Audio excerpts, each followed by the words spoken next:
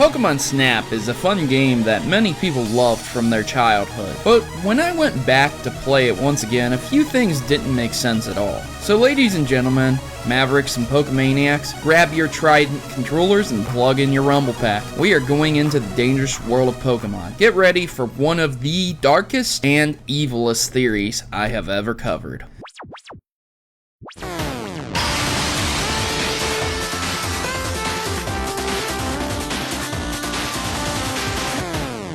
So this theory was suggested by Professor Oakley and Jen, so let's get started. For those who were born after the Nintendo 64 days, or just had a PlayStation instead, I will explain the premise of Pokemon Snap. Nintendo had a fascination with putting side games on the Nintendo 64 in regards to Pokemon. Stadium 1 and 2, Hey You Pikachu, there was even a canceled game as well. But for whatever reason, Pokemon never received a full-fledged official main story game on the home console systems, even to this day. In Pokemon Snap, the player does not battle Pokemon, but instead takes pictures of them. Yes, the objective is to snap them all. Actually, that sounds more like a bubble wrap tagline.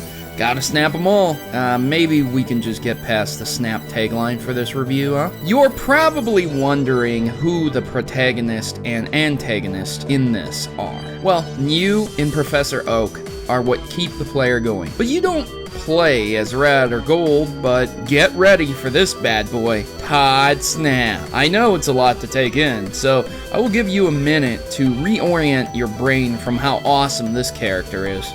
He's so amazing that he was never seen again, and only was in a few seasons of Pokemon. I'd like to add that the only reason he showed up was to replace the need for Brock, who was cut for a few seasons due to the racial issues with the writers. Great work, guys. You made one of the least memorable characters ever. Criticism aside, basically you're sent to this island, and you have to take pictures of all these Pokemon and 7 special unique landmarks like a Dugtrio-shaped mountain. Once this is complete, you get the chance to take a picture of Mew in space.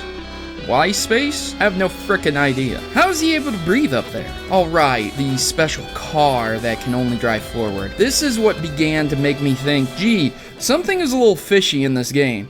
And no, I don't mean the Magikarp either. First, let me begin by saying Professor Oak invites you to some abandoned island with special warp points in a vehicle that can only go forward. What happened? Did Mr. Snap there break his legs on a trip over and now is a handicap? Gee, wouldn't it have been fun to walk around and, oh, I don't know, take actual pictures instead of being constrained by time and opportunity? But this seriously presents the question. While the vehicle does help on some levels and floats, flies, and even protects from lava, it still makes me question the simplistic levels where walking wouldn't have been much of an issue. And then the good Dr. Oak, the mad scientist that he is, later gives out something called a pester ball. A pester ball. Now, if you haven't played the game, let me sum this up for you. Todd has an unlimited supply of tear gas balls that explode on contact. When the hell did Oak have time to develop this deadly weapon again? And also have time to mass produce them with a wormhole-like configuration to prevent them from ever running out. He is a genius.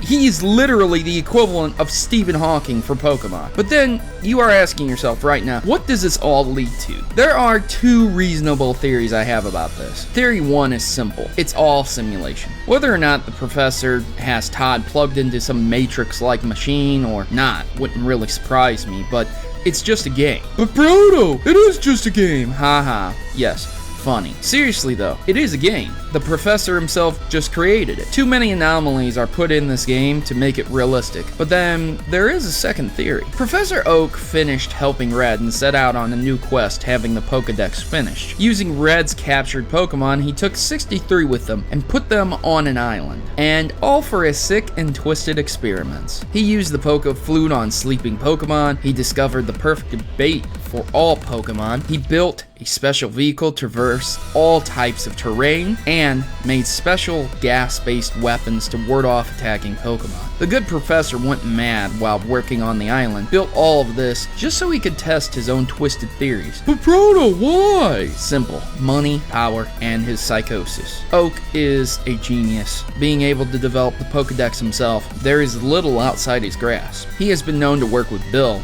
and several other professors like Ivy. He has also worked with Kurt in the past with Pokeball development, and he has seen many legendary Pokemon. He even time traveled with Celebi. But when it all comes down to it, Oak sold his creations to the highest bidder. The Savari Zone purchased his bait. The pictures were taken and sold to the most popular Pokemon magazines. Ever wonder where those pictures for the decks come from? And Pester Balls were sold to criminal organizations like Team Rocket to help capture groups of wild Pokemon. But Proto, this is madness! Madness, you say? This is Pokemon, the kid-friendly, happy-go-lucky game that has children tossing experimental tear gas balls at innocent Pokemon. So you don't believe me? Let me give you one last piece of evidence. Oak is a retired champion, and he has a team of extremely high-level Pokemon. He even knows Agatha of the Elite Four. Residing in Pallet Town, didn't you ever wonder why he never defeated Giovanni and removed the criminal organization? Even if he had no idea it was Giovanni behind it all, by Celadon City, Red could have easily told him, and he could have stopped it. Now that all the pieces of the puzzle are here, it's time for you to make up your own mind. Comment section. Is Professor Oak a mad scientist? With my previous theories, we know for sure Oak has dementia, is a Time Lord, immortal, a champion, and a sadistic maniac. But is he possibly the most evil scientist there is? Let me know in the comment section below. Now, if you'll excuse me, I need to go develop those pictures. Thanks for watching, and please like and share my work. Let me know if I was right or wrong. I have been your host, Protomario, and I'll see you next time on another Pokemon Theory. Thanks for watching my video,